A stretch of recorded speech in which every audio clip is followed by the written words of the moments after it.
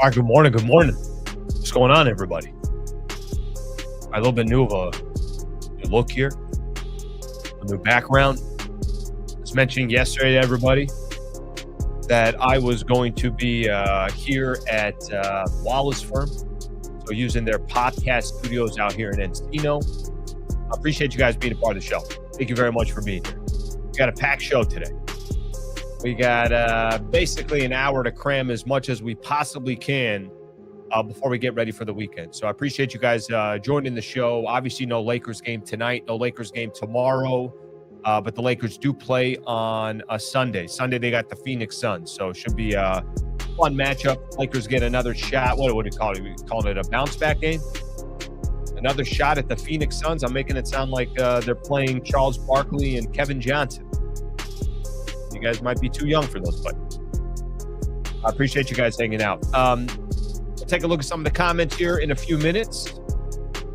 I want to get through the rundown of the show, and then we'll get things started. Got some good topics here. A couple of topics coming from Kobe yesterday. Kobe Price was on the show from the OC Register. So some of the topics are going to be coming from our conversation that we were having yesterday. So I'm looking forward to hitting on that. So we'll obviously get the show started and go from there. Let me give everyone a quick rundown of the show. Thank you for being here. Please subscribe to the channel if you've yet to subscribe. Would greatly appreciate that as always. And we'll get things started. All right, let me just kind of get started. All right, I'm starting to look at some of the comments already. Yeah, I gotta not do that. I gotta wait. I gotta be patient on the comments until I kind of get through a little bit of my portion of the open here. Okay, here's what we got coming up. I'm going to spend a little time talking about the Lakers and the Suns coming up on Sunday. I'm looking forward to Sunday's game because I don't know if you guys know this about Lakers basketball and how the media works, but let's just say there's a little overreaction every time the Lakers do something bad, and sometimes a little overreaction when the Lakers do something good. But right now, if you go type in Lakers into Google and go see how the sky is falling everywhere. Everybody relax for a second. They're 17-7. Relax. Yes, they have some deficiencies. Yes, there's going to be some things they need to address. That's fine. They got some time to address it. All right, Lakers and the Suns, how they respond. I like it because there's a lot of people that are looking at the Lakers right now and don't have the same amount of confidence maybe that they had a couple of weeks ago on the Lakers. I think Lakers will have something to prove on Sunday. They also have something to prove because the Suns punked them about 10, 11 days ago. So I think that has something to do with it as well. So I think both of those things will be of benefit to the Lakers. And I think we're going to get one of the best versions of the Lakers coming up on Sunday. Maybe I'm just being too optimistic, however the hell you want to look at it. But that's what I think is going to happen on Sunday. So we'll talk a little bit about that. Faith in Austin Reaves. I'm sure I'm going to get a lot of people today in the chat. I'm sure whenever you end up listening to this, so maybe you're tuned in a little bit later, or maybe you're tuned in, you're watching it. It's not live, or you're catching on the iHeartRadio podcast. However you get this, there's going to be a lot of chatter. Of course, there's going to be a lot of chatter that comes with Austin Reaves. And there's going to be a lot of people out there that are going to continue to make a case that Austin Reaves is not good enough. He doesn't fit on this team and everything else. Listen, I got faith in Austin Reaves. So if I had some of my doubts earlier on, I think Austin Reaves is completely proving himself. And I'm going to stand up for Austin Reaves. Even if I'm by myself on this channel today, I'll be standing up for Austin Reaves. Expectations for Pelinka and JJ Redick. Yesterday I'm talking to Kobe Price and we're having the conversation about the Lake Show, and we're having the conversation about just kind of what some of the expectations are. And I think we stumbled upon, I think, a good conversation where he had mentioned something to the effect of, you got new ownership that came in. Obviously, new ownership's got their own expectations. They're taking over a franchise. They paid $10 billion for the Lakers. Yes, Pelinka and JJ Redick just got extensions. Is there a world where Pelinka's, by the time this season's all said and done, where he could be on the hot seat? Is there a world where JJ Redick, by the time this season could be all said and done, he could be on the hot seat? Does ownership really care other than just trying to get the most value for their investment that they just made into the Lakers? I guess the question that we're going to have to ask here is, how long of a leash does the front office have? How long of a leash does JJ Redick have? Or are they looking at, I'm just going to make up some hypotheticals. One of the best president of basketball operations guys is available this summer. Do the Lakers cut ties with Rob Pelinka and say, we're going to go get that guy? One of the best head coaches in the NBA is available. Do the Lakers cut ties with JJ Redick? We're going to go get that guy. We could at least have that conversation of what the expectations are going to be for both Rob Pelinka and JJ Redick by the time the season's all said and done. I will say I do think there are different expectations for both of those guys. I do feel like JJ Redick would technically have a longer leash than Rob Pelinka, but we can have that conversation. We could have that argument. There was a report from Dan Weike of The Athletic that the Pelicans are not interested in trading Herb Jones to the Lakers. We'll get into that. By the way, I love always seeing those. I don't think anyone from the Pelicans is going to be like, you know what?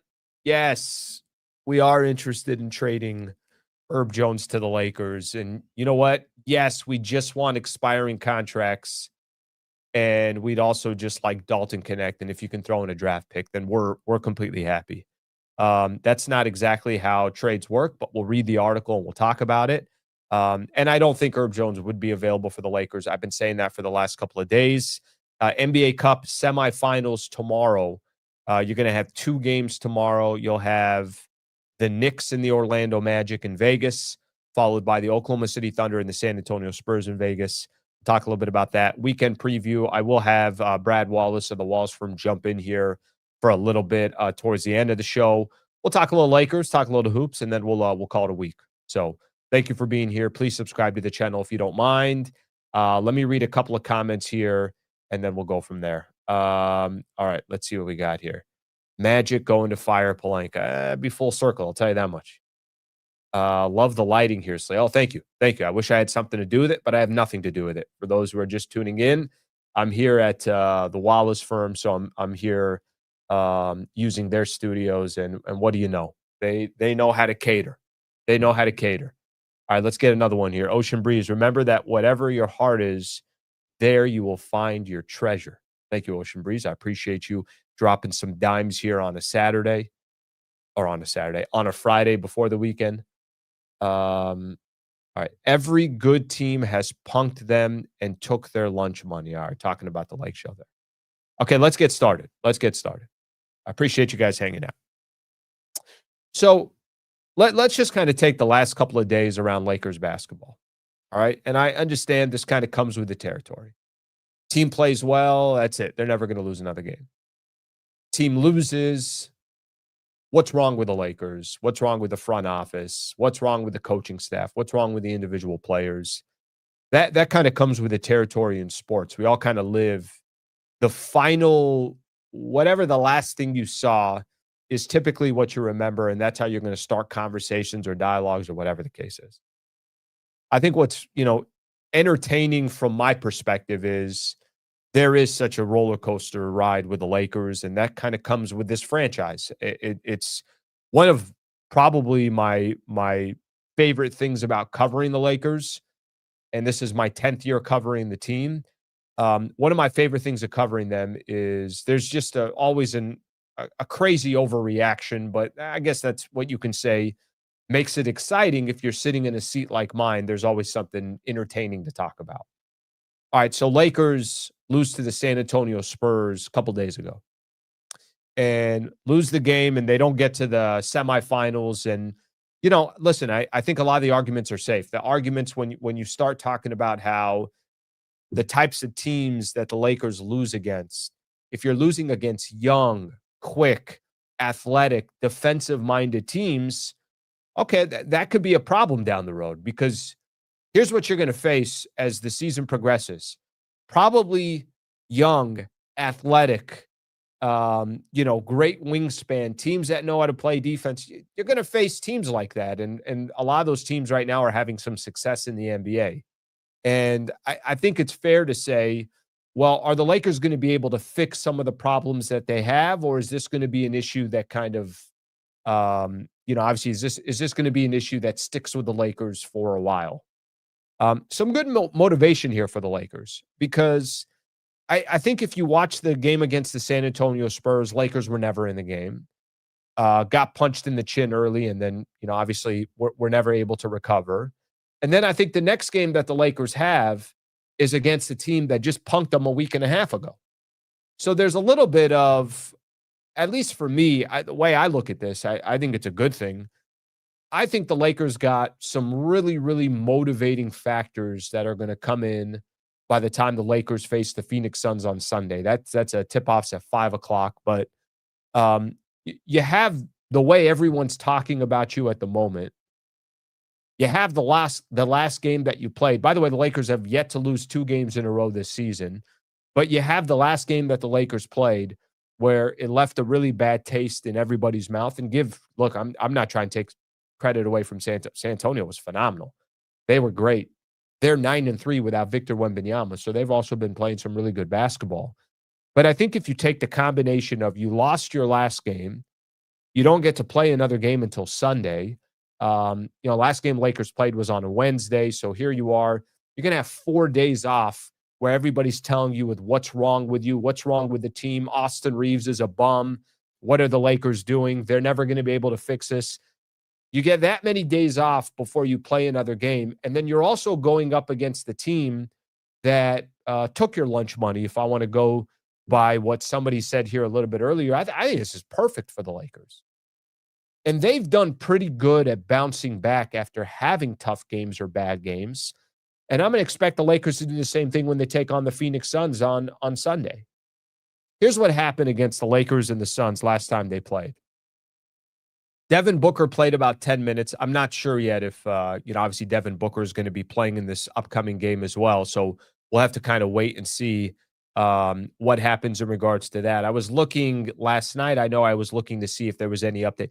There probably won't be an update because the Suns don't play until Phoenix won't play again until Sunday. So let's see what happens, in regards to that, if he ends up going or not. But the last time you played the Phoenix Suns, they demolished the Lakers.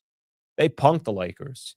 Colin Gillespie looked like the greatest point guard in the history of the NBA. Dylan Brooks was single-handedly taking on the Lakers offensively, defensively, doing the LeBron shrug after he gets a bucket, and also being wildly disrespectful. But that's Dylan Brooks. That's his personality. I mean, to be completely frank with you, I don't have a problem with it as long as he's not, injuring a player or anything like that. I don't care really what Dylan Brooks does. But there's a lot of incentive coming into this game on Sunday. There's a lot of, hey, remember when the Lakers lost to the Spurs? Hey, remember when the Lakers were never in that game? Hey, remember when the Lakers lost to the Phoenix Suns? Hey, remember when Dylan Brooks, with about 4 or 5 minutes left in the game, stayed in the game in a blowout because he's trying to break his career high? I think there's a lot of kind of great things that the Lakers can look at and get motivated by. And it's not it just more has to do with other teams making you look bad. It's not San Antonio's fault you didn't come out to play. It's not Phoenix's fault that you took your guard down the moment Devin Booker was out. So I'm looking forward to the game on Sunday. And I think the Lakers will respond. I think anytime that you have this much of an overreaction, the Lakers are not a bum team. You're not 17-7 and you're a bum team in the NBA. I think the Lakers are a pretty good team. Now, what does that mean? Does a pretty good team in the Western Conference mean the second best team in the West? Does it mean the fifth best team in the West? I don't have that answer for you yet. And I don't think the record is going to dictate just how good the Lakers are or how bad the Lakers are. The thing I like the most, as in against some of the competition in the Western Conference, I don't think you can dictate it. I think, styles make fights. I think the Lakers, maybe they match up really well against Denver. Maybe they match up awful against the San Antonio Spurs. But the Lakers can potentially have a better record than San Antonio and a worse record than the Denver Nuggets. It's not always going to come down to what your record is. But the thing I do like is there are such glaring holes for the Lakers that the front office and the coaching staff, there are no surprises in what the Lakers need. It's going to be up to them if they're able to address it or not. I do think there's going to be some building pressure that falls on Pelinka and the front office to address what the Lakers need, but there isn't. I think there's two ways to look at it. I think the Lakers are a good team in the Western Conference, and I also think that the Lakers definitely don't have enough to come out of the Western Conference. Now, you could probably say that about every team out there because of the Oklahoma City Thunder, but I'll be a little bit more dramatic. There's also a strong possibility that they're not in the Western Conference Finals. So I think if you know that and it's December 12th, I think there's some advantages there. I think that because the Lakers are sitting in the situation and the position that they're in, that they have got off to a good start, that Luka is the star player that he is, that they got some really good talent around Luka as well, that LeBron, you're still kind of trying to figure out what is LeBron in his 23rd season in the NBA. There's enough flaws for the Lakers that I think it's of benefit to know just glaringly what your flaws are on December 12th, because it means everybody knows what the flaws are. You got a new ownership that came in that certainly has a reputation of, yeah, we're trying to win. We compete for championships. I know baseball and basketball are not the same thing. Structurally, they're not the same thing, but you have a reputation there. Don't think that reputation is not going to follow you to the NBA. The reputation that you have in baseball is, yeah, you're the best run organization in all of baseball, and money ain't an issue. Now, money, of course, in the NBA, it's different the way salary caps work, but there's other ways that you could be creative with money and find ways to get the best talents within your organization. So I like the position that the Lakers are in. I like that the holes that they have are so glaring because it's just too obvious. Let me put it this way. If the Lakers are not addressing their issues within the next 60 days, well, then that's on the front office and that's on ownership, that they didn't get creative enough or didn't find ways to improve what the team is, because nobody's going to look at the Lakers if they don't make a move in March and say, oh, I can't believe the Lakers defense isn't good enough. I can't believe the Lakers don't have a 3-and-D player. I can't believe the Lakers don't have any depth. Those are all the things that are going to hold the Lakers back. And those will be the difference of whether Lakers are able to, obviously succeed or not succeed come postseason. But I think there's some really, really great benefit to knowing what your issues are right out the gate and knowing what those issues are right now in December rather than 2 months from now. We know what the Lakers are. The Lakers are a high-powered offense that have individual players that can drop 35 to 50 a night. They got a good starting lineup in the sense of what individual role players can do. They got no depth. They got no bench. They don't play enough defense, but they can still win a lot of games in the NBA and in the Western Conference. So there's one game coming up on Sunday that I'm looking forward to because I think the Lakers got some pride that they got to play for. And on the other side of things, I think if you flip the script, they also have some great deficiencies that we all know of, and it's up to the front office to try to figure that out. Front office and ownership. This is going to be kind of the first test for new ownership to come in and see what kind of influence they can have on this team early on. All right, let's take a look at some of the comments, and then I'm going to talk about Austin Reaves. Then I got to kind of die on a sword for Austin Reaves. I mean, I'm going all in on Austin Reaves. All right, let's see what we got here. All right, let's look at some of the comments. Most of this team's current struggles are due to one player who's eating up $50 million in cap and doesn't play defense. All right, let me guess which player that you're talking about. Let me just say this again, and we've had this conversation before, but it's okay. I'll have the conversation. LeBron had an option in his contract to pick up. He didn't get an extension. He had a player option in his contract to pick up. All he did was pick up that player option. Lakers couldn't control that. And a couple of years ago, when you were offering LeBron a 1+1, you would have offered LeBron, everyone would have offered LeBron a 1+1. He was still productive enough and good enough to be getting a 1+1 for $50+ million. And I'd love for, LeBron to, hey, you know what, guys? love the team. I want to take $15 million. Let's use this extra money to go get this player or that player, even though it's not apples to apples. That's not exactly how the league works. Can it happen? Sure. But most of these players are not going to do that. What I would say in regards to LeBron's contract, this is the final season that I think you could expect $50 million in the Lakers and LeBron. So I think there are some positives there.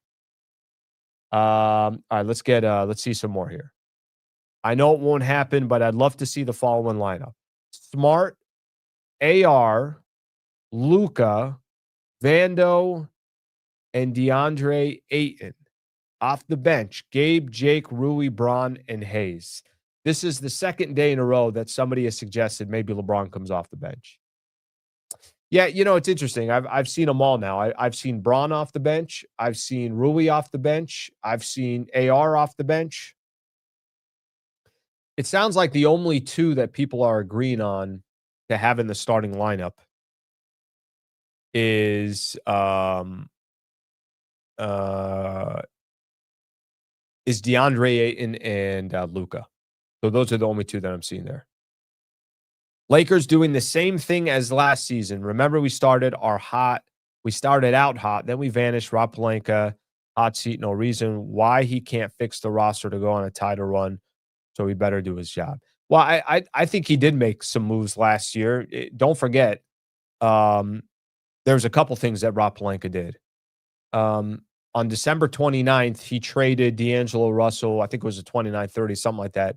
He traded D'Angelo Russell for Dorian Finney-Smith. I liked that trade. And then in February, he traded Anthony Davis and Max Christie for Luka. So, I mean, guy hasn't been sitting on his ass. He's made a lot of moves at the NBA trade deadline. And I'm expecting him to do the same thing. I'm definitely expecting him to do the same thing. Thero should be in the rotation moving forward. Yeah, by the way, I wouldn't mind seeing a Thero in the lineup. I think you got to get some youngsters. You got to get some youth. You got to get all that stuff. So I think that's not a bad idea there. All right, let's keep rolling here. Let's talk Austin Reaves. Let's talk Austin Reaves. Cheers to you, by the way. I didn't even cheers to anybody. My last sip of coffee. That's it. Coffee's done, guys. That's all I got here. Let's talk Reaves here for a little bit. I want to talk Reaves, and then I want to talk about some of the expectations for Pelinka and JJ Redick, a conversation that came up yesterday when I was talking with Kobe Price. Okay, real quick. Where are people on Reaves right now? Guys played 2 bad games in a row, and the noise has been very, very loud that Austin Reaves has not been the same player that he's been for most of this season. Now, I think if I would have told you this, and I think you would agree, and I do want to read Austin Reaves' comments, and I want you guys to do me a favor. Give me something to work with. So if you got something positive to say about Austin Reaves, something negative to say about Austin Reaves, just give me some context so we can have a proper conversation and it's adding to the show rather than, he sucks or whatever the case is. You're glazing him, bro. That's my new favorite. Every time I see that. So stop glazing him, bro. All right, maybe I shouldn't do that. All right, let me read you guys his stats here real quick. Austin Reaves so far this year. Just under 28 points per game, 6.7 assists, 5.6 rebounds. I think Austin Reaves has been incredible this year. I don't have many negative things to say about Austin Reaves. Now, maybe you could say, hey, Al, I think some of his numbers are inflated because Luka was out for a number of games, because LeBron was out for a number of games. If you want to make that argument, I can understand that maybe those numbers are inflated. But Reaves has been really, really good. Yesterday, we spent some time on Reaves. What's going to be Reaves has the toughest adjustment to make on this team. Reaves's adjustment is, if Luka's not playing, I can really be myself. But if Luka comes back, well, Luka's going to have the ball in his hand. He's going to dictate what the Lakers do offensively. Luka's going to really be controlling the tempo of the game. He's the quarterback for the Lakers. And, Austin Reaves is going to have to go into a different role. If LeBron's out there, well, okay, LeBron can kind of wear many different hats. And maybe LeBron at this stage of his career, he's going to take a little bit more of a backseat role. But at the same time, it's LeBron. Guys are going to know where he's at. If LeBron's dishing or he's going on a heater against the Philadelphia 76ers, he might be your primary option on offense. It just kind of all depends with LeBron. Austin Reaves has the biggest adjustment to make when LeBron's playing well or when LeBron's in the game and when Luka's in the game.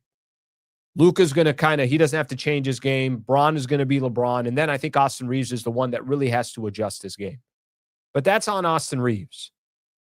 Because if you're going to be on this team with the Lakers, with Luka and LeBron James, you're the one that's going to have to adjust the most. And you're the one that's going to have to still continue to produce. Maybe not the exact same you're producing when Luka and when LeBron are not there or one of those two guys are not there. Of course, it's not going to be the exact same.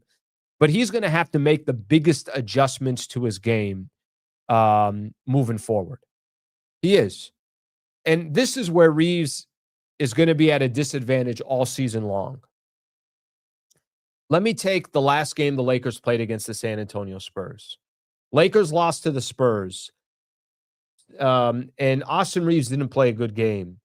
And just the noise that was out there that Lakers lost because of Reaves. Hey, look at Reaves. What's wrong with him? He's had 2 bad games in a row. Trade Reaves. I told you this isn't going to work. What are the Lakers doing? You should have traded him when his value was at his highest. This is the emotional roller coaster that comes with Austin Reaves on a night in, night out basis. If Austin Reaves is really good for the Lakers, to be honest, I don't even think he gets that much credit. I just think the negative noise starts quieting down when he plays well. When he has a bad game, everyone is coming out and they're all kind of trying to prove, look, this is why Reaves won't work. This is going to be the same thing in the playoffs.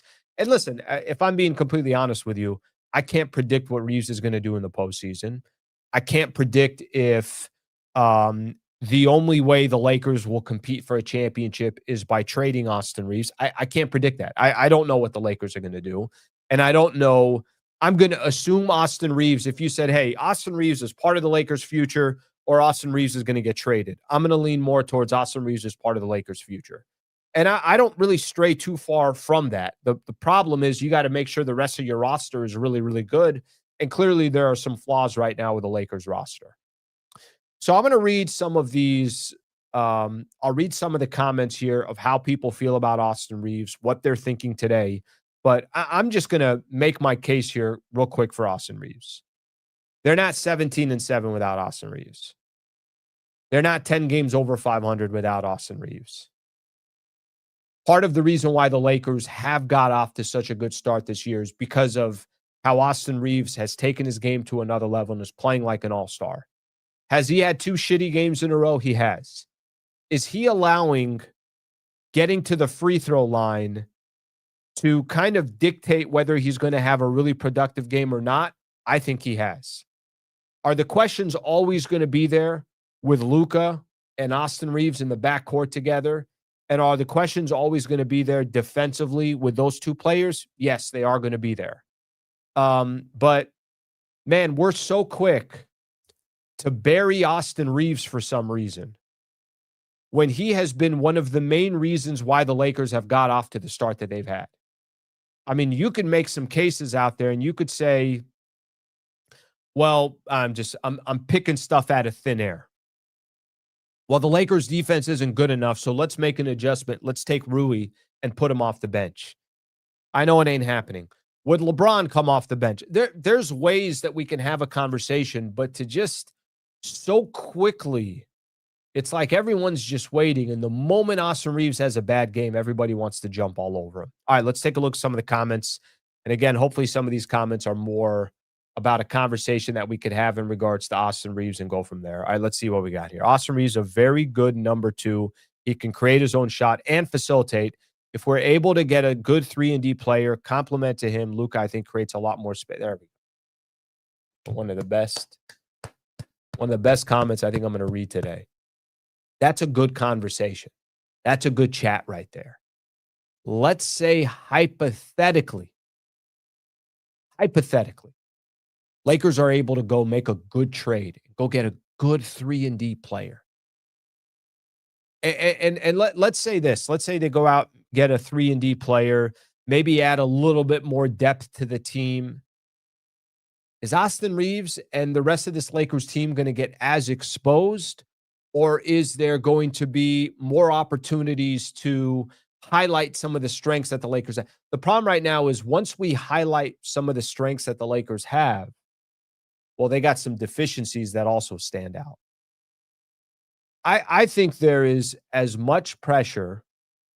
I think there's as much pressure. Check something here real quick. I think there's as much pressure in the front office to figure it out. You got talent. Now go figure out how the rest of this roster works. Let me give you a good example. I thought they had a good player in Dorian Finney-Smith, and they decided to go away from him, and they went and got Jake LaRavia. That ain't working so far. So far, that's not working. All right. What are you going to do now between now and the NBA trade deadline to address some of these things? Because it's also not Austin Reaves' fault that he's on this team with Luka Doncic in the backcourt. Okay, how can you figure it out? There have been, Luka's played with other players, whether it was Jalen Brunson or was Kyrie Irving. He's played with other players in the backcourt that aren't exactly the greatest defensive backcourt out there. But here's what they had. They had 3-and-D players. They had guys that can defend with size. They had good guys that can box out.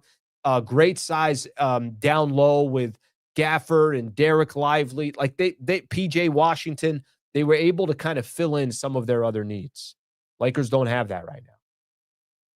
All right, let's take another one here. By the way, let's go back to that comment. That's a really good comment. I do like that there is definitely do like that's a comment that kind of adds to the conversation. Okay, let's keep going here. Let's be honest. The roster construction and Laker fans. All right, there we go. Yeah, I don't think that's what it is. You got talent or you don't. That's what I think it comes down to. I'm not going to fall into those conspiracy theories. You got talent or you don't. Austin Reaves talented. That's it. That's all you got to make. That's the only case that you got to make there. Is he talented or no? I'd bet the farm Mark Walters watching, saw the early season Reaves and Luka, and he's going to keep him unless a trade they can't refuse comes up. I don't disagree with that. I do think there's a greater chance that those two guys are going to be playing together than not playing together. Listen, long term, 2 years from now, I don't know the answer. But I also think this. I think this is going to be the first trade deadline that new ownership is going to be a part of the Lakers organization. And I got to be honest, I'm curious to see what new ownership's going to do. What are they going to do? There's some pressure on certainly on the front office, and there's some pressure on whether it's, hey, this could be LeBron's final year as a Laker. Hey, let's keep Luka Doncic happy. Hey, we're the Lakers, and we also want to show that we got at least a fighter's shot at getting to the Western Conference Finals. I think there's definitely going to be some eyes on ownership of, well, how can you guys be creative with all your resources to figure it out? We'll talk about that in just a second. The expectations for Pelinka and Redick. We'll do that here in just a second. All right, somebody asked me, all right, Kyrie's 100 times better than Reaves. I'm not, the question is not the talent of who's better, Kyrie or Austin Reaves. Clearly, Kyrie Irving, one of the greatest guards to ever play the game and a champion. But the question of, from a backcourt perspective, you got two guys that can handle the ball, two guys that can create. I tell you, Jalen Brunson is also better than Austin Reaves. But it doesn't take away the fact that Luka's played in backcourts before where I don't think it was the most ideal backcourt, and they made it work. Brunson, they get to the Western Conference Finals. Obviously, Kyrie, they get to the NBA Finals. Not comparing Kyrie and Austin Reaves, comparing the concept of having two guards that are both ball handlers, that can both create, that both can get buckets for themselves, that can both facilitate. In a perfect world, you don't want two guards that are not identical, because they're not identical, but have the same strengths. In a perfect world, it's Luka And then it's this unbelievable two guard that can go out there and can play defense and can defend elite point guards and can also hit shots. All right, let's keep going here. Who do you think will be traded on the Lakers? I think what the Lakers have and what they like to trade is expiring contracts. And I think if there's a world they could keep Rui Hachimura, then they would keep Rui. But I think the targets are a lot of the similar targets that we've talked about in the past. I'd say some of the targets are Gabe Vincent, Maxi Kleba. These are guys with expiring contracts. Obviously Rui has an expiring contract, but they need talent. I think they need Rui. I'd rather them not keep or trade Rui. I think Dalton Connect will always be in a conversation. I don't know what his value is anymore in the NBA, but I think there's a team out there that might say, yeah, what do we got to lose? Throw in Dalton Connect in the deal. But their true value is going to be expiring contracts, and their true value is going to be players that or draft compensation, which is not like the Lakers have crazy amount of draft compensation. Thank you, by the way, for the super. Let's get another one here. It's painstakingly obvious that this current roster needs a temporary revamp pre-deadline and real revamp after the season, building around Luka and AR. I think there's a lot of truth to that. By the way, I think that's going to happen. I don't think that's, this wild, oh my gosh, are they going to be able to do? No, I think there's a lot of truth to that. And I think it's, I think there's only so much they're going to be able to do between now and the deadline.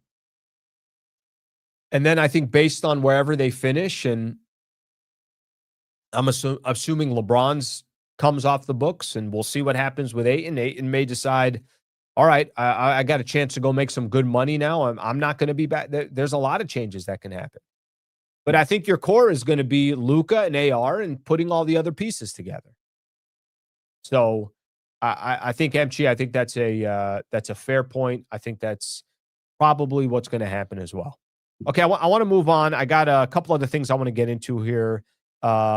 Expectations for Pelinka and Redick. I want to talk about this here real quick because it came up yesterday, and I think it's going to be a good conversation. I think it's going to tie ownership, and then we can get into Herb Jones as well, which is one of the conversations we've had for the last couple of days. Thank you for being here, by the way. Please, a great way to give back to the channel is just by subscribing. That would be awesome. If you guys can subscribe, I greatly appreciate that. Okay, let's keep rolling here. By the way, I love this little setup they got going on. So here at the Wallace firm, so they got a nice little clean podcast setup. The whole thing looks good. The whole thing looks great. Actually, perfect transition to talk a little bit about our partner here, and then I'm going to get into JJ Redick, Rob Pelinka, and the Lakers front office. Brad Wallace has now, let's see what we got here, about 6 years knowing him. So one of the things that I really, really value is relationships. And I think in our industry, obviously, that's a very important, any industry. I mean, just having relationships, people that you can trust and vice versa. I think that's obviously very important. The Wallace firm was with me when I was on radio. I move over to YouTube. I go 100% independent. He follows me here on YouTube as well. They can help anybody out in the state of California. I always give the URL that we created, wallacewins.com/Sliwa. If you go to the website, basically, it's just a great way. It's kind of a path for you to help you out if you've been in a serious injury, a family member, a friend, a wrongful death case. Brad Wallace and the Wallace firm can help you out. Get a free consultation. They can help anybody in the state of California, like I mentioned. He's the best in the business. And I think one of the things that, and you guys have kind of seen him, he's come on before. He'll come on a little bit later towards the end of the show.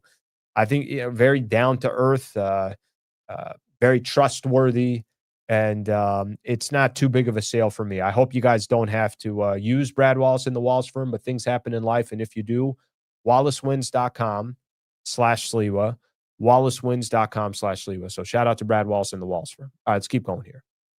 So yesterday I'm having a conversation with Kobe Price, Kobe from the OC Register, and he said something that kind of stuck to me. He just said that, new ownership coming in. Yes, I get it. JJ Redick just got an extension. Yes, Rob Pelinka just got an extension, but new ownership it doesn't guarantee you anything that Rob Pelinka is going to be around for a long time or JJ Redick's going to be along for, obviously for years to come.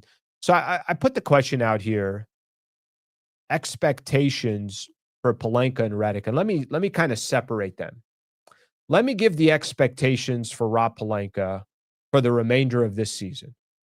And then I'm not telling you that Pelinka's on the hot seat. I'm not telling you that Pelinka, if they don't get to the finals, he's going to lose his job. I'm not saying that at all. But here's what I will tell you that I think some of the expectations are for Rob Pelinka between now and the end of the season for ownership group to say, hey, this is the right guy for this job. And maybe it doesn't happen, right away, but I would just say this is what I would say would be the expectations. And you guys can chime in on this topic as well. Expectations for Rob Pelinka. What do you do between now and the NBA trade deadline? What are you able to figure out? We've already talked about the Lakers' deficiencies, and everybody already knows it. How can you maximize this team and this roster to just give yourself a shot to make some noise in the playoffs? They don't have a choice. They got to go get different guys. They got to go get a 3-and-D player. They have to go out there and get some depth. And if they're not able to do that, I think it's pretty safe to say they got top talent. They could be a tough out in the playoffs, but damn, it's going to be tough to win 4 games against some of these other teams that are in front of them. For me, the expectations for Rob Pelinka is very, very simple. The expectations are you got a team that's pretty good right now, but you don't have a team that I think anybody's saying is a true contender in the Western Conference. And, you're going to look at the reason why I say that is just you got to be able to play defense in order to put yourself in a position to have a shot in the West. What does Pelinka do between now and the trade deadline?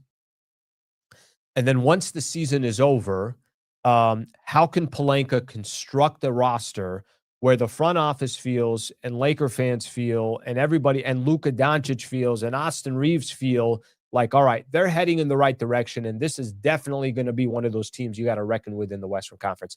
That's what's on the shoulders of Rob Pelinka.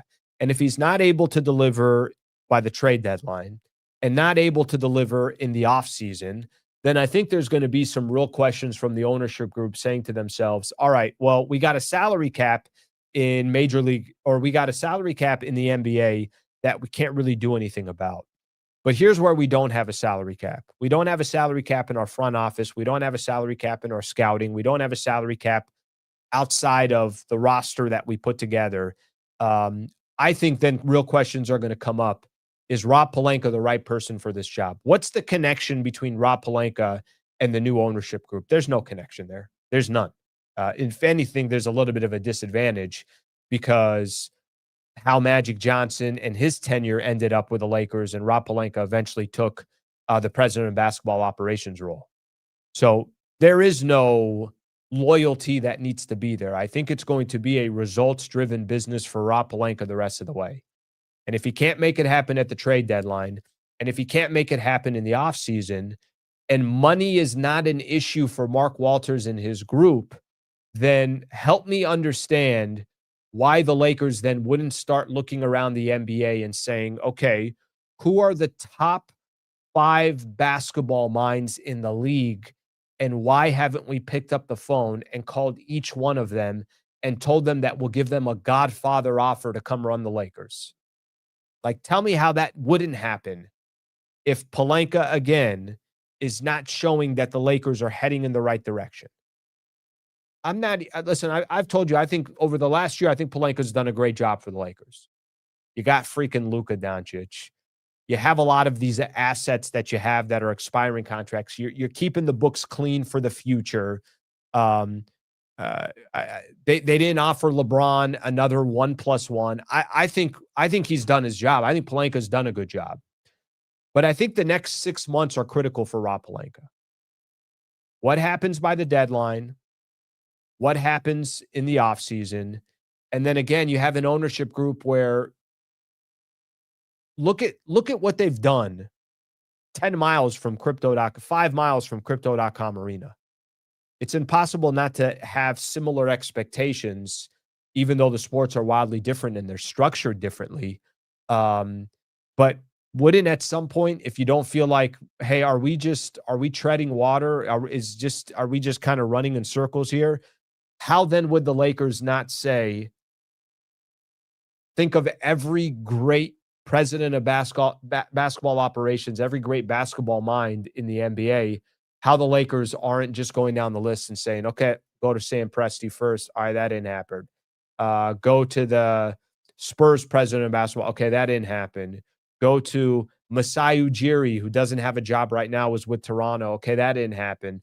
Go to Bob Myers, who helped put together the team in Golden State. Okay, go to the next one. I think there's those, in my opinion, that's the expectations that Pelinka is going to have. And that's what I would expect the new ownership group to be doing over the course of the next 6 months to a year, is deciding, is this heading in the right direction or is it not? Okay, let's do JJ Redick expectations real quick. Listen, I think Redick he's impressed me. Redick was better than I thought he was going to be. I thought the Lakers hiring JJ Redick, there was a little bit like, oh my God, here we go again. Lakers just getting somebody that they feel like fits the role, but he's got no coaching experience. I think Redick's been a good NBA. I think Redick's going to be a good NBA coach for years to come. But here are the expectations for JJ Redick the rest of the season. Are you able to work and maximize with the roster that you have? Obviously, he's only able to do so much. He can't go out there and try to play defense. The construction of the roster is not on him. That's on Rob Pelinka in the front office. But I think the biggest question mark for JJ Redick is, are you getting in your own way? Are you too stubborn? Are you not trying enough different things like, okay, hey, we're giving up 122 points a game over the course of the last 6 games. Are you using Vando a little bit more? Are you saying, you know what, let me try to do Thero. We got to get younger. We got to get quicker. Let me use Nick Smith Jr. a little bit more. Are you getting in your own way? Are you being too stubborn? Are you stuck on a couple of, certain things? I think that's one expectations I would say for JJ Redick, how he just kind of continues to adjust during the season. And then the biggest question is going to be, does JJ get exposed in the offseason? Oh, I'm sorry, in the postseason, or does JJ learn from his mistakes in the postseason? That's going to be the other biggest question mark, I think, for JJ Redick. And again, if money ain't a thing and new ownership is looking at, well, what's the best way the Lakers brand and the team could speed up the process of trying to be one of the elite teams in the Western Conference for, the next 5 years or so. And you're telling me that JJ doesn't make the adjustments and he does struggle during the regular season and maybe he's a little bit too stubborn and then gets exposed for the second year in a row in the postseason, then why wouldn't there be questions? Again, if money is not an option and money is not a thing, then why wouldn't there be questions of saying, well, who are the top 5 coaches in the NBA today? And can we go make one of them an offer? I'm not saying this is going to happen. I actually think if we're a year from now, I think Rob Pelinka is still the president of basketball operations. I think JJ Redick is still the coach of the Lakers. But the expectations for both of these individuals, I think I just laid them out. Pelinka's got some expectations for the rest between now and the trade deadline. And then he's got expectations come the offseason. Redick has expectations during the rest of the regular season, and Redick's got expectations of what happens in the postseason. Be fascinating. For the first year, this is going to be the first time with the new ownership group. The trade deadline will be the first time. The offseason will be the first time. The postseason will be the first time, all under new ownership. We'll see how it all kind of pans out. My God, there's a lot of comments. Over 200 comments. Relax. Just relax here. All right, let's take a look at some of the comments here. We got some supers that I'm going to get to first. Why? Because, I could be paid off. Like little money under the table. You know what I mean? It's like somebody coming up to me, hey, Slee, they're slipping me a 20. In this case, they're slipping me a 5. All right, first 3 off the bench should be Smart with his leadership. Nick Smith Jr., who's been good. Give Nick Smith Jr. a lot of credit. And Adu Thero, built, tenacious defender. Listen, I'd also put Jackson Hayes there. And I'm also not giving up on Jake LaRavia. I'm giving LaRavia still a ton of opportunities. They need LaRavia to hit. They need Jake to work. So I think the one thing that I would say in regards to whatever the Lakers do off the bench, LaRavia needs to work. They need him to work. Let's get another one here. Lakers need guys like Ellis, Sadiq Bey, Terrence Mann, Highsmith, not Herb Jones, move Kleba, DK, Gabe, Vando if possible. Okay? Get another one here. JJ and Pelinka might not have a long-term future. Seiko, let me say something here. And I'm going to come back to this comment, and I appreciate the 5 spot because that's going to hit me into Herb Jones here. Okay? Let me say this here real quick. And Seiko, I appreciate I'll do this one real quick. I'm not telling you that JJ and Rob Pelinka are on the hot seat. Neither am I telling you that they're not both going to pan out for the Lakers long term. What I'm telling you is if Pelinka's not, if you don't feel like the team is going in the right direction over the course of the next 6 to 12 months, and money is not a problem for the new ownership group, and this is where you can actually flex your muscle in the NBA, is with your front office, your scouting, your coaching, then why wouldn't it be a question mark? Then why would they continue to roll with, well, you know what? The guy got a new contract and we really don't want to pay we don't want to pay 2 president of basketball operations personnel. And I think it's the same thing with JJ Redick. If Redick, if a year from now you're saying to yourself, guys, listen, Redick's nice, but honestly, like he's better off being an assistant somewhere, or he needs to be a head coach that's not the Lakers, and he needs time to be the type of head coach that the Lakers want him to be right now. Why wouldn't you then be entertaining another head coach? I think they're going to be here in a year. That's what I would say. But I know that got brought up with Kobe yesterday, Kobe Price, so that's why some of that came up. All right, let's get another one here. Love Rui, but we got to stop playing 2 4s. All right, bring him off the bench. The problem with the Lakers is they just don't have enough talent right now to where you're like, there's this clear cut. You got to bring Marcus Smart in the starting lineup. Smart was just out for 6 games. How will Rui do off the bench? I don't have an answer for you. I don't have an answer for you on that. Thank you for the super, brother. Another 5 under the table. He counted it out. It was 1s. He asked for change, too. All right, I appreciate it, brother. Thank you. Okay. Thank you for the supers here. Okay, let's get into another topic that we have here real quick. All right. Another topic that we have is I saw this yesterday. Herb Jones has been a part of the Laker conversation. By the way, I'm sorry. It'd be really tough to get to all these comments. You guys are awesome, phenomenal, chiming in as much as you can, and I appreciate that.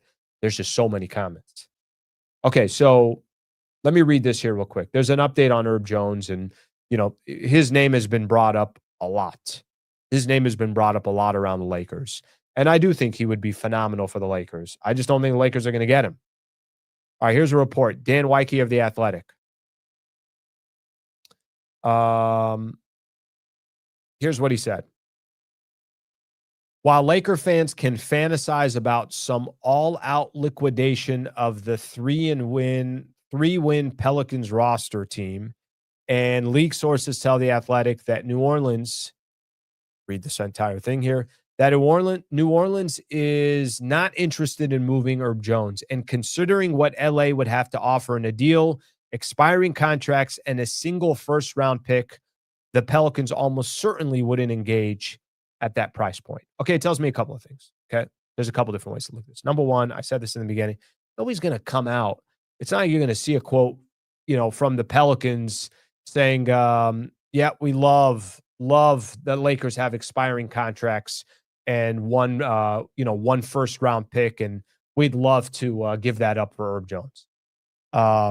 It makes no sense for them to do it. They would obviously never show their hand. So none of what Dan Weike is reporting is a surprise. But you have seen a lot of association between, hey, the Lakers should go out and get Herb Jones, get Herb Jones. Would he be a great fit for the Lakers? Absolutely, no question about it. Can he be on this Lakers roster for years to come? Sure. The question I'm going to keep going back to is, why would the Pelicans trade him to the Lakers? Why wouldn't the Pelicans also go to 10 other teams that are competing either in the West or the East who can use an Herb Jones and say, listen, what can you – we have interest in potentially trading Herb Jones if the right package is there. What can you give us?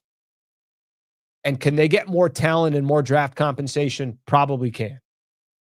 So what the Lakers are going to have to try to do is get a concept of Herb Jones that's not Herb Jones.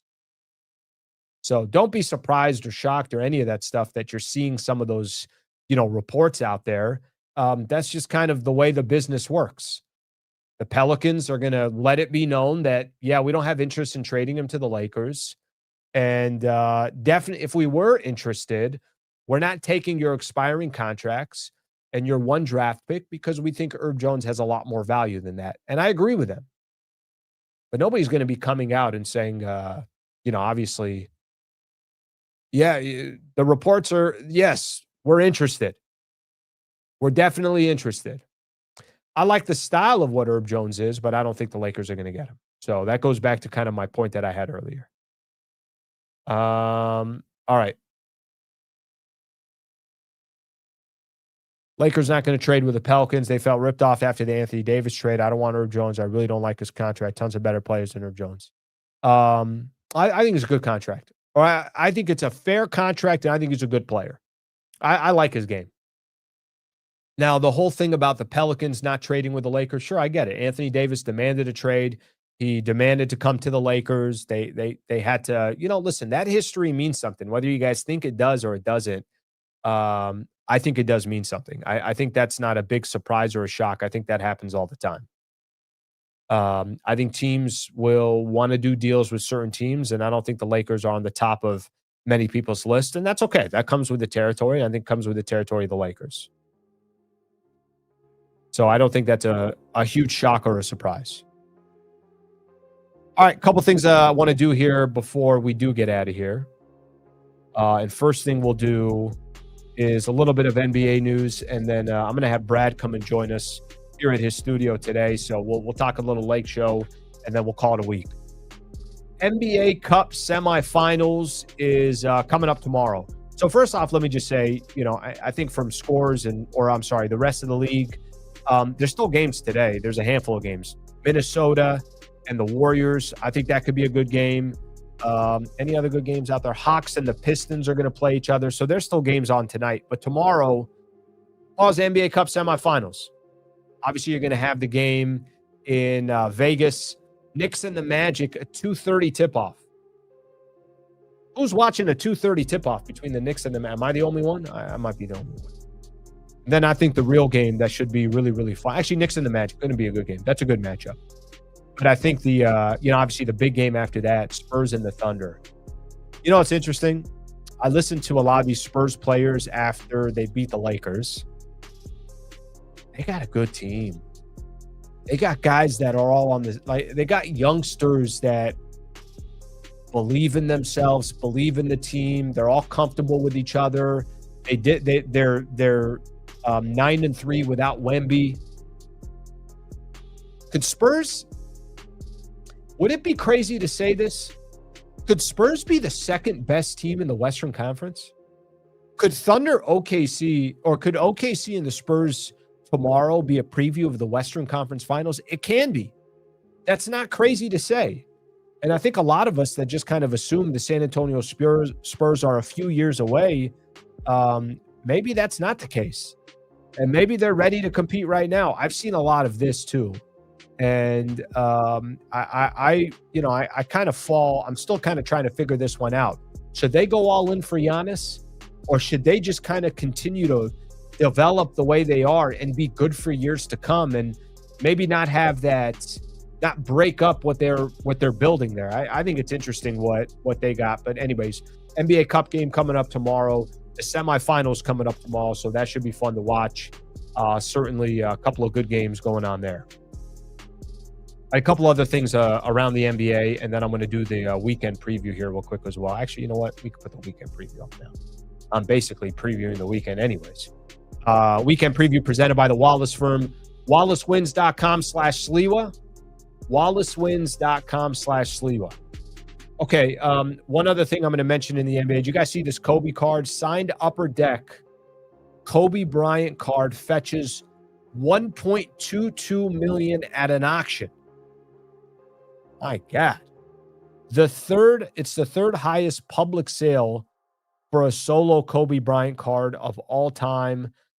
Pretty damn impressive. Goes for $1.22 million. For all I know, one of you guys bought it. You guys just aren't telling me. Okay, weekend preview. Here's what we got coming up for the weekend. Let me send a quick text here to Brad.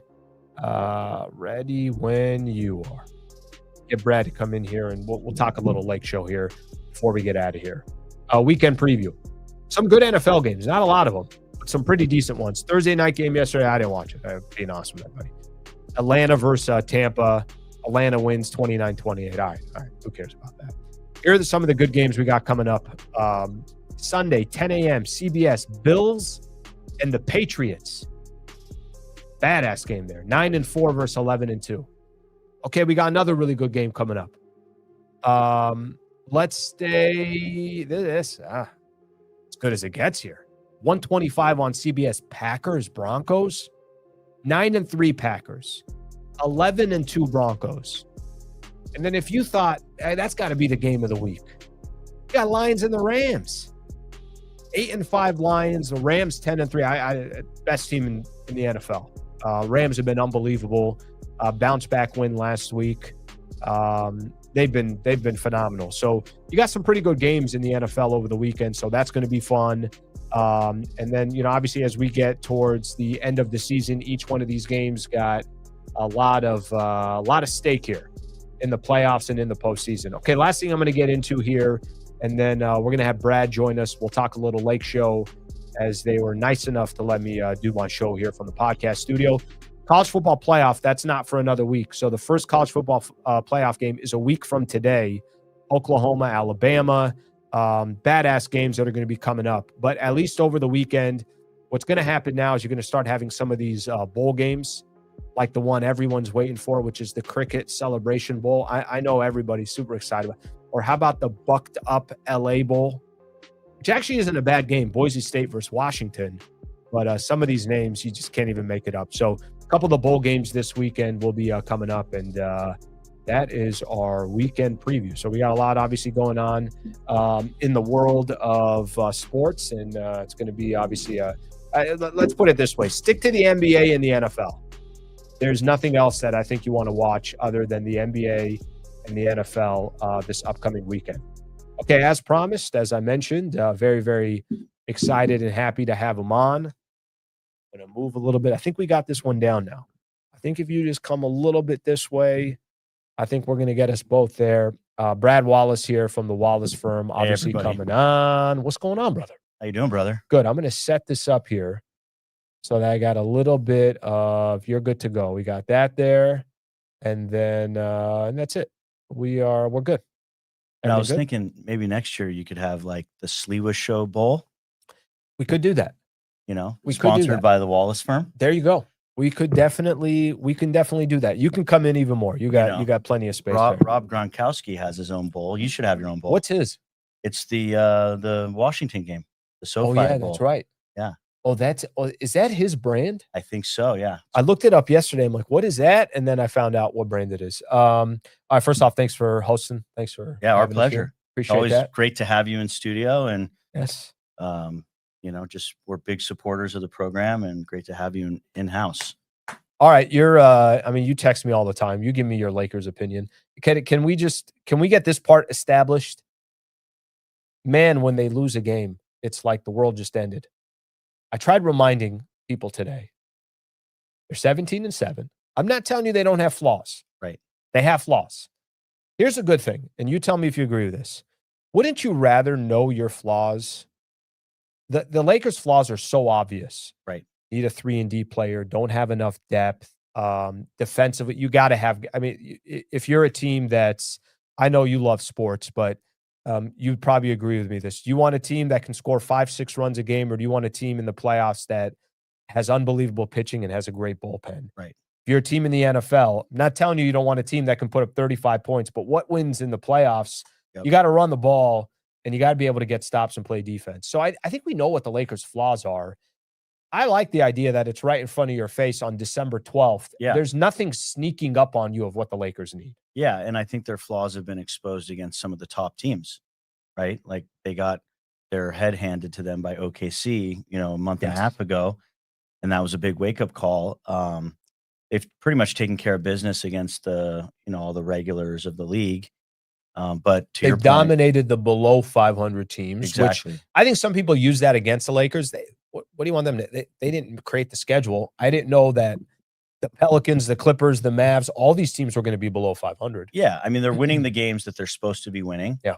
And then they're getting a little bit exposed against some of the top teams, which I think, for a lot of franchises, it would be like, hey, we're really good this year. But for Laker Nation, for Lakers fans, for the expectation of what it is to be the Lakers organization, the expectation is to win a championship every year. So when you get exposed by OKC like that, and it just so happens that this OKC team this year, it's, there might not be a team that can beat them. They're historical to start off the season. Just in terms of their numbers and just what they're doing. So, but that's the bar right now that's been set of like, that's who you have to beat. They're the defending champs. They've only lost one game all season at Portland. And, so that's kind of what they're chasing. And I think when you look at it through those lens, then obviously the Lakers are going to feel like they need to make a move because they're not good enough right now to beat OKC. You're a big baseball fan, and obviously you've seen what's happened with the Dodgers over this handful of years. Yesterday I was having a conversation, and Kobe Price, who covers the Lakers for the SoCal News Group, OC Register, he said something interesting. He said that it might seem like, well, Pelinka just got an extension. Redick just got an extension. He said something, and he's not saying that, hey, these guys are on the hot seat or anything like that, but he did say something that I thought stuck with me, that if you think new ownership groups coming in, and if money is not an issue, which it doesn't seem like money is an issue, don't tell me they're not looking at, hey, is Pelinka the right long-term play? Is JJ the right long-term play? Just from your perspective, what's the next 1 year you think look like for Pelinka and JJ Redick? I guess what I mean by that is, how critical do you think the next year is for them? Because new ownership didn't hire these guys. Right. They were already here. They did get their extensions, all good, no problem. But I think you also got an ownership group that they're going to make decisions that they feel like is in the best interest of the organization. And if there's one way they can flex their muscle, it is the front office. It is coaching. It is scouting. There is no salary cap from those perspectives. Yeah, I think that's all right. And I think even with the extensions, Mark Walter and the ownership group are so loaded with cash that buying out those extensions and bringing in new people, like you said, we talk about there's no salary cap on a front office. So even with those extensions, I don't think Pelinka or Redick's job security is, 100% ironclad. I think the new ownership group is coming in. You heard news maybe 2-3 weeks ago about how, Andrew Friedman is already being brought in as a consultant, and, Farhan Zahidi as well. So they have their brain trust from the Dodger kind of that winning culture. And they're going to try to transfer that over to the Lakers organization from top to bottom, from coaching, front office, scouting, analytics, to get all those advantages at the edges and to use, before Walter bought the franchise, the Buss Family Trust was one of the poorest ownership groups in all of basketball. Sure. And they were always known as kind of cutting corners on, a lot of that stuff. So I think that's what Walter is going to be focusing on. What an extreme. Yeah. From one to the other. Correct. Because you did go from, nobody's saying that they were struggling to buy a cup of coffee, but in today's world and in a lot of sports, family ownership, it's going kind of, it's become, it's not the norm anymore Correct. in sports. So to go from how the Buss family was operating to every single resource you can possibly think of. And listen, because baseball is structured different than the NBA, than basketball, this is going to be your biggest advantage, is going to be how you structure from the top to the bottom. Absolutely. Yeah. Absolutely. And, the other dynamic that's a little bit different with basketball than baseball is the NBA has always been a star-driven league. Yeah. You only got 5 guys on the court. 1 superstar, certainly 2 superstars out of 5 can dictate a winning team much more than 1 or 2 superstars on a baseball team. And so locking up Luka with that Sure. extension, Sure. it was a huge Mhm. piece, and it kind of coincided with the ownership group coming in. And so I think that their plan has to most likely revolve around figuring out how to build for the next 5 to 7 years around Luka. Mm. What is the ideal roster? There's a lot of talk about Austin Reaves. It's a very unique and interesting situation that the Lakers are dealing with Austin Reaves. You have a guy who, by his own choosing, Mhm. went undrafted, picked the Lakers as being like kind of that best fit for him to find a niche role. Went from a G League, got the rookie contract. Now he's on, like the last year of like a $14 million a year deal. And at the end of this year, he bet on himself. Yep. And he's eligible for this massive 5-year, $50 million a year extension, which if you said before this year started, do we want to pay Austin Reaves $50 million a year for 5 years? There might be some hemming and hawing. Sure. But then based on his performance so far this season, you go, hey, he's playing himself into that contract. He's averaging 28 a game. Luka goes out, LeBron goes out. He's carrying, he's Steps up. dropping 40. Sure. He could be theoretically the number 1 guy on a losing team. Yep. Right? That's a perfect way to put it. He can be the number 1. You don't want him to be the number 1 Right. on your team, but he can be, which means teams that have cap space and maybe winning isn't the top priority. Right. If you don't pay him, somebody's going to pay. Well, for sure. But the issue is for the Lakers, is that the perfect fit? Well, It's not. that and knowing that right now the core is not good enough to win, knowing that you're going to have to pay him $50 million a year over 5 years at the end of this year if you don't trade him, and also knowing that his trade value has never been higher. Mhm. You look at the other trade assets on the Lakers roster, Maxi Kleber, even Rui Hachimura, Gabe Vincent. These guys. What do they all have in common? Well, these are guys that other teams are going to say, we'll take their contract, Sure. but now you have to attach draft capital. Like you're kind of giving. We're cleaning our books, right, in order to, and you obviously take some contracts we don't want. Whereas with Austin Reaves, especially with a team that says, hey, if he's willing to commit to us on a 4-year extension, we're willing to pay him $48 million a year. You could probably get the most back if you're the Lakers by dealing him. So they're in a tough spot because you either have to deal him and get a great deal. And I honestly wouldn't trade him unless I could get a big fish like a Giannis or, something like that. And you attach draft picks and Reaves and you feel it's tough to give him away because he's, a homegrown talent. He's been unbelievable, but you don't say no if you're getting Giannis in return. But that's the kind of deal I think the Lakers are going to be looking for or have the phones open for Reaves. I don't think there's any reason to give him away for nothing. I think they're going to have trouble trading some of their other draft assets, but I do think they're going to have to make moves. Monday I know is one of the kind of deadlines when some contracts clear, but then also into January. Mhm. So it'll be interesting to see what happens, but I would be surprised if the Lakers stand pat and post-trade deadline, the roster looks exactly the same. I think they're gearing up to make some kind of moves. And as we've seen in the past, a lot of the moves they end up making in years past, nobody sees coming. They're like, oh, I didn't even know that guy was available. So there's probably a lot of conversations going on behind the scenes, and hopefully we'll be surprised in a good way and they'll make some good moves. What rarely happens is the names and the rumors actually come to fruition. Right. So that rarely happens. Yeah, listen, I would say in the last week, I had I had Bobby Marks on last week, and he said he thinks Pelinka and the Lakers will be aggressive. Yesterday, I mentioned um, Kobe as well from the OC Register. And in my conversation with him, he kind of said something else. He said, I think they're going to be highly aggressive. There's a feeling around the league. And again, what you just said, the surprise would not be the Lakers went out and made a move.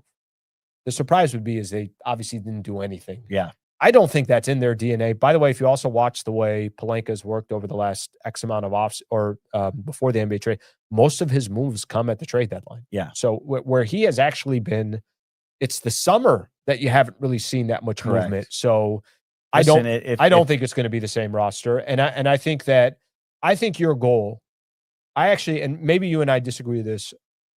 The thing you were saying about the Oklahoma City Thunder, I almost don't think you can approach the trade deadline with how do we compete with the Thunder.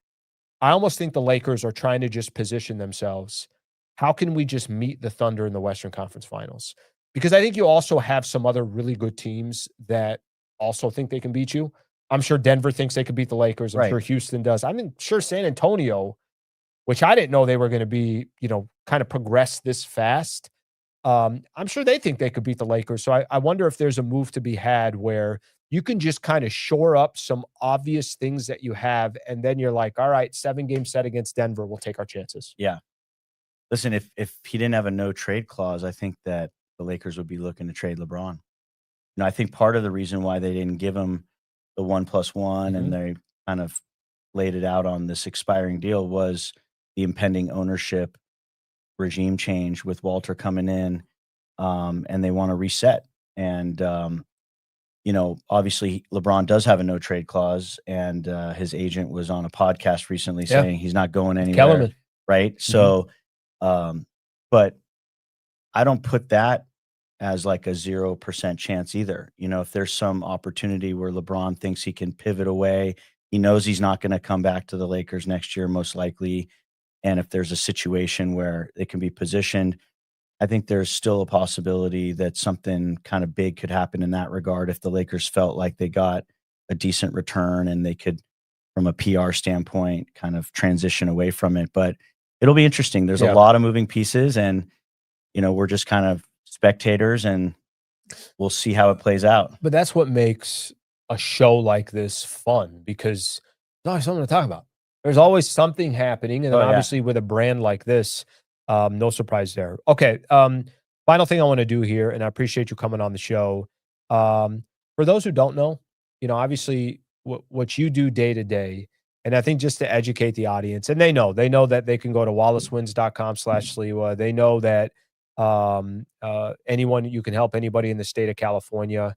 Is there anything, that somebody might not know that they're in a situation or a predicament where they should reach out to you or the firm? Just, I think it would be helpful to know as we kind of wrap things up here from a business perspective, anything the audience should know that they can be caught in a predicament and not know that they can come to you? Yeah, I would just say in general, like the way I usually advise clients is the way that I would advise a family member who came to me if they had something that happened, which is if there's an incident, if there's a scenario, if there's a situation going on where somebody got seriously hurt, or God forbid there was a death in the family and somebody was wrongfully killed in some way, the best thing to do is just reach out to an attorney who knows what they're doing to give advice on what to do, because every situation is so unique. Every case is so fact specific that you really need to consult with a legal professional in the same way that if you had some medical issue that you didn't know, you would want to go to a top doctor. You would want to get a second opinion. You would want to make sure that you were having car breaks down, go to a mechanic. Exactly. And so that's the thing. It's like a lot of people are nervous about talking to a lawyer because they're uncomfortable. It's unfamiliar to them. But believe it or not, lawyers are just regular folks that kind of do this for a living. It's what I do. It's what I've always done. Obviously, I have other passions in my life as well, such as sports and other things. But I've been trained to kind of investigate these situations to try to figure out the best way to help people So my biggest advice is just pick up the phone and don't be afraid to reach out, because you never know whether or not you do have a case, and if you do, what kind of a case it might be, and having somebody to kind of guide you through that, and give you that advice so that you can make the best decision for yourself or for your family. Thank you, brother. Appreciate it, man. Appreciate it. All right, great Always stuff great there. to see you guys. We will Have a we'll see great you weekend. soon. Thank you. And I'm sure there'll always be some texts coming in, and you're gonna be to Al, what are the Lakers doing here? Why they do this? Why do that? Of course, So that's perfect. of course. That's how it should be. Absolutely. Have a great weekend. Thanks, guys. All right, thank you. That's Brad Wallace right there. All right, we're gonna get ready to wrap up the show. I appreciate everybody obviously coming on. I wanted to get Brad on, especially obviously being here and being at their studio. So great stuff. Hopefully you guys enjoyed that chat, that conversation.